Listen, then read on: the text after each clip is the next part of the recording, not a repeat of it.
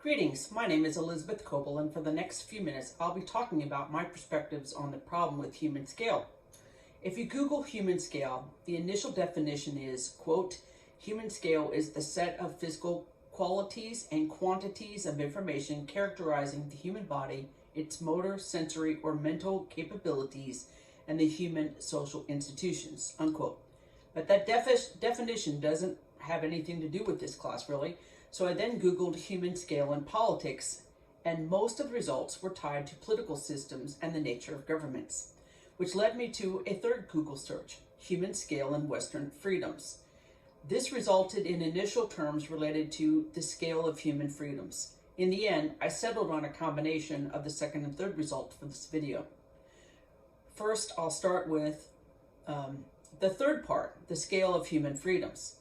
According to the Cato Institute, human freedom is a social concept that recognizes the dignity of individuals and is defined as negative liberty or the absence of coercive constraint. The Cato Institute has been doing a study of individual freedoms annually since 2015.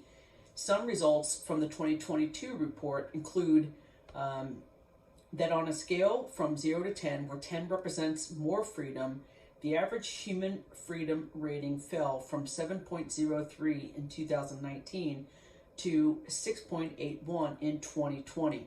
Most areas of freedom fell, including significant declines in the rule of law, in freedom of movement, expression, association and assembly, and freedom to trade. Based on that data, 94.3% of the world's population lives in jurisdictions that saw a fall in human freedoms from 2019 to 2020. The drop affected almost every region of the world, including both rich and poor countries and democracies and non-democracies, and that the global freedom level is at the lowest point it's been in decades. The freest areas in the world have a much higher per capita income than those that are less free. The study also found a strong relationship between human freedom and democracy. The top 5 countries related to the highest amount of freedoms were Switzerland, New Zealand, Estonia, Denmark, and Ireland. The United States came in at number 23. Now to my second result, human scale and politics. In his book, Politics on a Human Scale, The American Tradition of Decentralism, Jeff Taylor wrote that government functions should be as close to the people as practicable.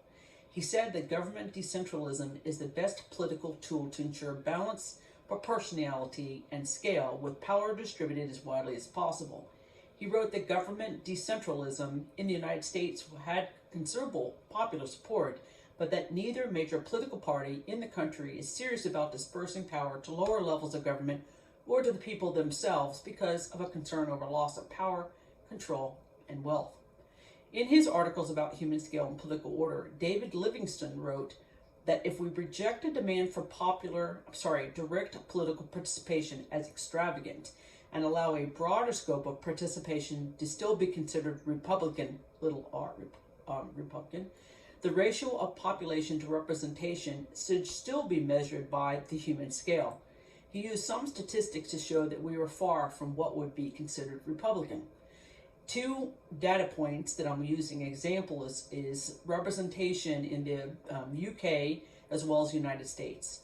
Right now in the UK, there is 1 representative at the national level for every 104,000 people. In the United States, that number is 1 for every 690,000 people. He said that neither of those ratios gives representation at a level to be considered a republic. This has led to people working to take back individual power and participation more, leading to an increase in the number of small nation states. Today, over 2/3 of the nations of the world have a population of 10 million or less, with 1/3 a population of 1 million or less. And there are 35 nations that are the size of this land area, no more than twice that of Washington, D.C. So what is the problem with human scale? Based on these and other readings, what I get out of it is that individual freedoms are decreasing. That's due in part to getting farther and farther away from participation in government.